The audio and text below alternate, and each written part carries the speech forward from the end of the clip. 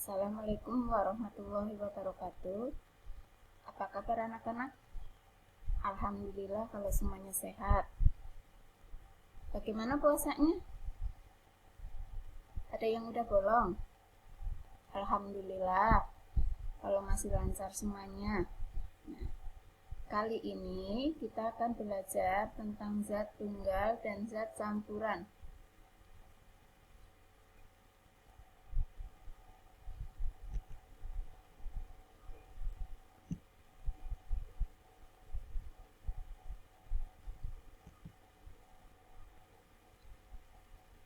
Zat tunggal dan zat campuran. Kalian perhatikan peta pikirannya.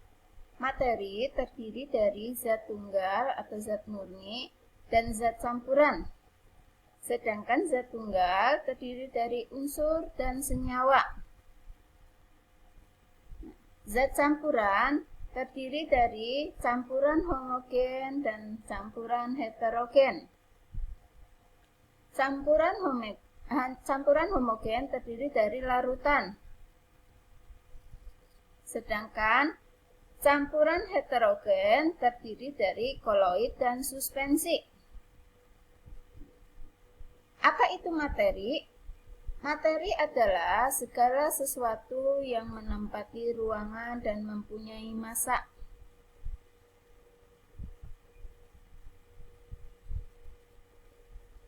Zat tunggal merupakan zat yang terdiri atas zat-zat dengan sifat yang sama atau materi yang sejenis. Contoh zat tunggal adalah emas, garam, gula, dan air. Zat campuran. Zat campuran adalah zat yang terdiri dari gabungan dari dua atau lebih zat tunggal yang berbeda. Campuran dapat dibedakan menjadi campuran homogen dan campuran heterogen.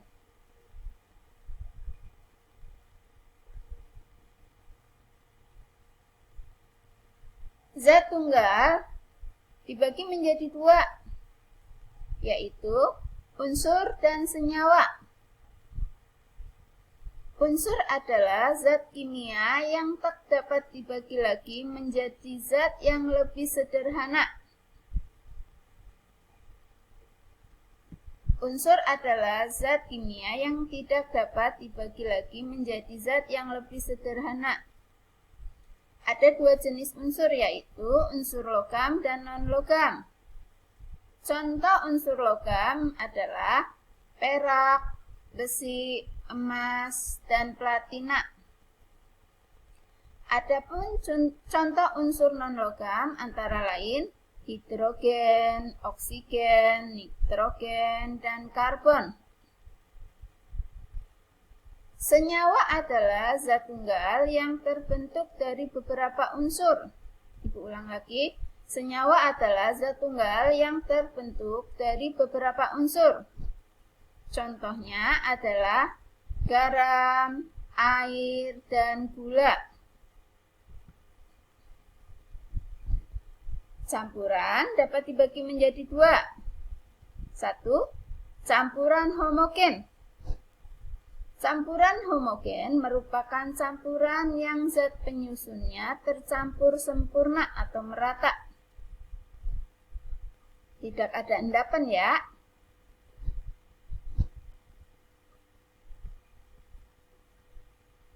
Campuran homogen, zat penyusunnya tidak dapat dibedakan. Contohnya adalah air garam, sirup, udara, dan perunggu. Bisa juga air teh, teh manis, dan lain-lain. Sedangkan campuran heterogen adalah campuran zat penyusunnya tidak tercampur sempurna atau tidak merata, atau terdapat endapan. Campuran heterogen, zat penyusunnya masih dapat dibedakan. Contoh campuran heterogen adalah kopi, cat, air dengan tepung, obat batuk, air dengan pasir, adonan bakwan, adonan pisang, dan lain-lain ya.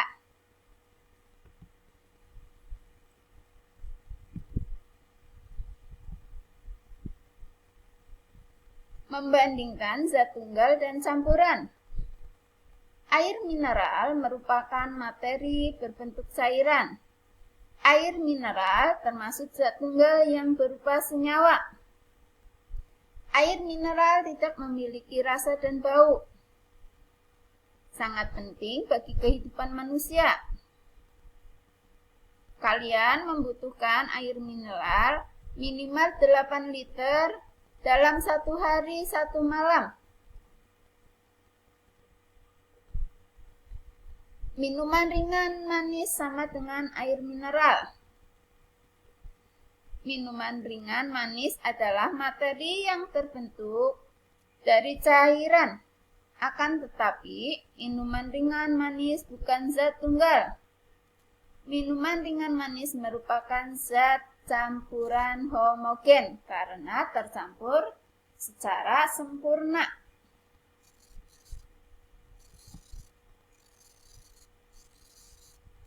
Membandingkan zat tunggal dan campuran. Secangkir kopi adalah materi yang terbentuk dari cairan dan merupakan zat campuran. Akan tetapi, secangkir kopi bukan zat campuran homogen seperti minuman ringan manis, melainkan zat campuran heterogen karena secangkir kopi terdapat endapan di bawahnya.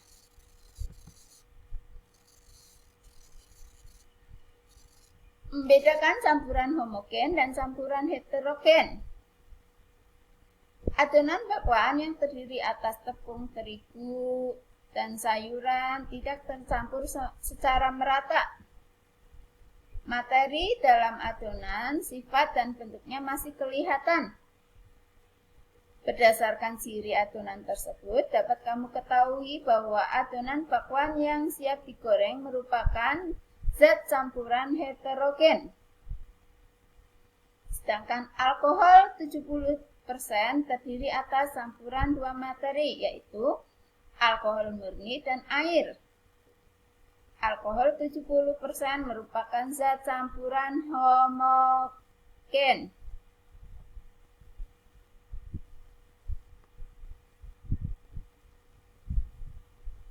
Membedakan campuran homogen dan campuran heterogen. Kalian perhatikan. Segelas teh manis pada gambar merupakan perpaduan 3 materi, yaitu air, teh, dan gula putih. Perpaduan antara air, gula, dan teh pada gelas tampak tercampur sempurna atau merata. Materi air, teh, dan gula putih tidak memisah. Berdasarkan ciri teh manis tersebut dapat kamu pahami bahwa teh manis termasuk zat campuran homogen. Segelas kopi pada gambar merupakan perpaduan 3 materi, yaitu air, gula putih, dan bubuk kopi. Perhatikan dasar gelas pada adonan kopi tersebut. Dalam dasar gelas tampak adanya endapan kopi yang tidak larut sempurna dengan air dan gula. Berdasarkan ciri adonan kopi tersebut, dapat kamu pahami bahwa air kopi termasuk zat campuran heterogen. Komponen penyusun campuran. Komponen penyusun campuran dapat berupa zat padat dengan zat padat, misalnya gula pasir dengan kopi. Zat padat dengan zat cair, misalnya gula pasir dengan air. Zat padat dengan gas, misalnya debu di udara. Zat cair dengan zat cair, misalnya adalah alkohol dengan air. Zat cair dengan gas, misalnya air di udara saat hujan. Zat gas dengan gas misalnya adalah udara yang merupakan campuran dari bermacam-macam gas. Campuran, komponen penyusun campuran. Berdasarkan ciri-ciri campuran, baik campuran homogen maupun campuran heterogen, dapat dibuat kesimpulan sebagai berikut. Campuran tersebut tersusun atas 2 atau lebih unsur atau senyawa.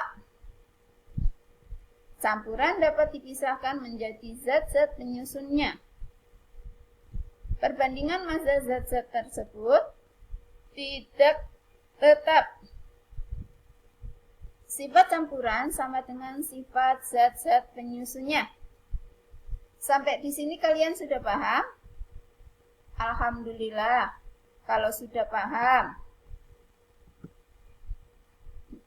Pelajaran dari Ibu cukup sekian ya. Assalamualaikum warahmatullahi wabarakatuh.